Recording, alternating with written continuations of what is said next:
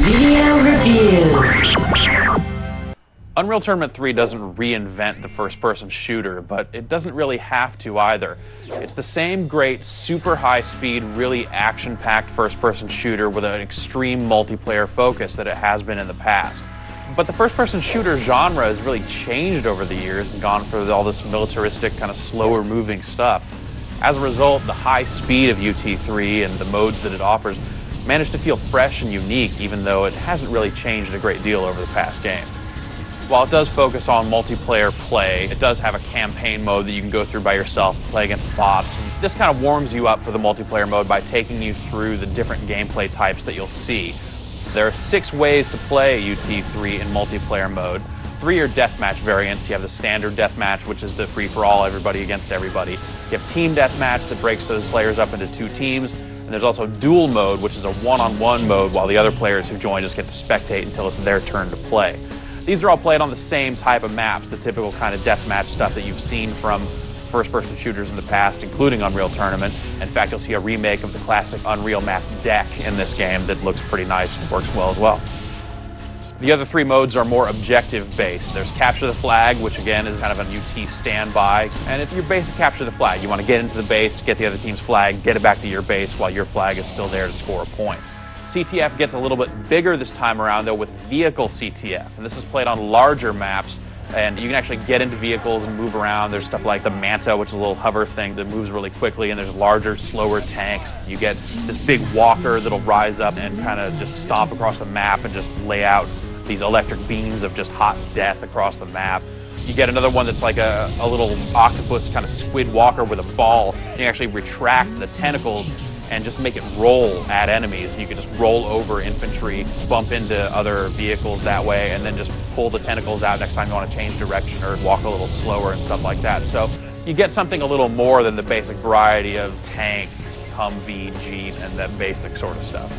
Vehicle CTF is the same basic rule. You want to get the flag, get it back, but with the larger scale and all the vehicles, you really have to think a little bit more. You can't just go traipsing across this wide open field. You're just getting blasted every time. The other differences between Unreal Tournament 3 and the previous UT games are somewhat minor. The adrenaline system seen in past games has been removed, so you don't do the little button combos to turn invisible or get a speed boost or regenerative health or anything like that.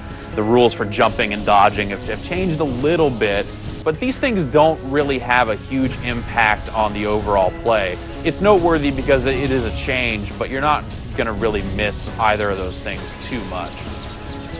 The weapons in Unreal Tournament haven't changed a whole lot either. You'll see a few differences. The shield gun's been replaced by the impact hammer. The Enforcer is a slow-firing pistol that you get as your default weapon now. But overall, this is the same set of weapons that have stuck with Unreal Tournament for years now. The flak cannon, the bio gun, the shock rifle, all that sort of stuff is there. There have been a few balance changes here and there that if you're a long-time Unreal player, you're going to notice. So far, all of this probably sounds pretty standard. Like I said, it's not really reinventing the genre. But at the same time, it all comes together in a really solid way that makes for a lot of really great multiplayer excitement. You can jump into a server pretty easily with a standard server browser, get in there and really start mixing it up. You'll see a good variety of maps. The maps really are well tailored to the different modes. So for something like Capture the Flag, you get the standard kind of symmetrical bases and then linking them together and all that stuff, different pathways through. And those all work really well. Same deal for the larger maps with the vehicles. These are much larger maps. So it really gives you a different sense of scale than you get in Deathmatch, which is these mostly smaller maps and stuff like that. There's also stuff like Gateway, which is a Deathmatch map that actually has portals that link together really different looking areas. So you find a more industrial section, then you jump through a gateway and you're in the snow. You jump through another one, you're in the middle of a forest. It's a really cool map, and you kind of have a lot of little moments like that throughout the game, seeing these unique features, these different maps that really stand out and make it feel special.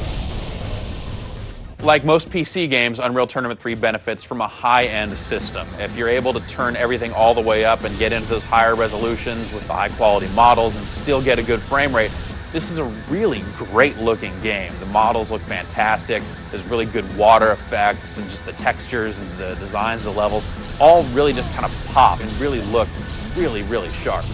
That said, the game scales well too, so if you have a PC that's not top of the line, you're going to be able to play in lower resolutions, turn down some of the detail, Obviously, you're not going to get a game that's quite as pretty, but you can still get a very playable frame rate at lower settings, which makes the game just as much fun as it would be on a high-end machine. So regardless of what you have, if you have a somewhat recent system, you're going to be able to find that sweet spot where the game is still perfectly playable and still looks at least reasonably good. Blue flag taken. I have the flag. Blue flag returned. Ah, son of a bitch! The soundtrack's really good, a lot of good music in there, and the weapon sound effects are all top-notch. You're going to hear some character voices in there as well. There's some cutscenes in the story mode. Those are all pretty well voiced too, so overall the sound is a good part of the package.